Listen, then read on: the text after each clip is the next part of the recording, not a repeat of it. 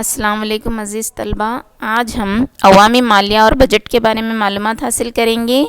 میں Samina Farzana, government junior college Sedam, ضلع گلبرگہ۔ اس سبق کے اہم نکات کو تیار کرنے میں میرا ساتھ دیا ہے ایم رخسانہ، جو غالب ہائی اسکول کنٹونمنٹ بلاری سے تعلق رکھتی ہیں۔ آپ لوگ اس ویڈیو کو دیکھ رہے ہیں سوشل سائنس ورلڈ نامی یوٹیوب چینل پر۔ پیارے طلبہ، عوامی مالیہ کے معنی کیا ہیں اور بجٹ کے معنی کیا ہیں؟ عوامی مالیہ کے معنی ہیں عوام کی آمدنی، خرچ و اخراجات کا انتظام کرنا اور اس کو ترتیب دینے کے عمل کو عوامی مالیہ کہتے ہیں۔ بجٹ کے معنی ہیں حکومت کی ایک سال کے عرصے میں ہونے والی کل آمدنی و اخراجات کا اندازہ لگا کر فہرست تیار کرنا بجٹ کہلاتا ہے۔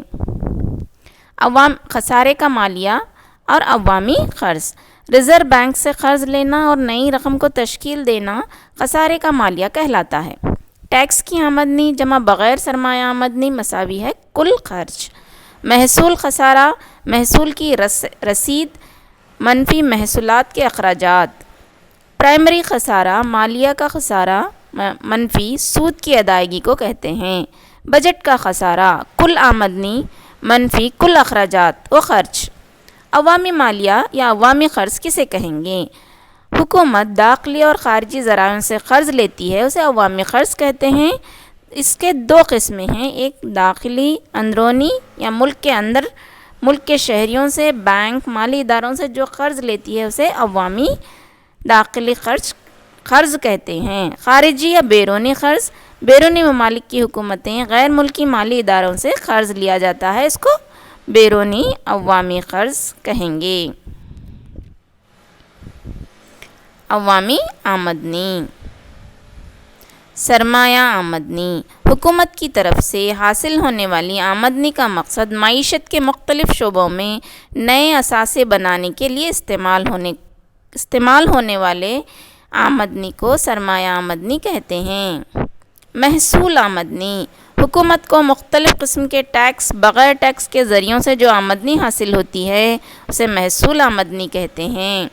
ٹیکس کی آمدنی، بغیر کسی توقع کے لوگوں کی طرف سے حکومت کو ادا کی جانے والی رقم کو ٹیکس کی آمدنی کہتے ہیں۔ بغیر ٹیکس آمدنی، ٹیکس کے علاوہ دیگر ذرائع سے اکٹھا کی گئی آمدنی کو بغیر ٹیکس آمدنی کہتے ہیں۔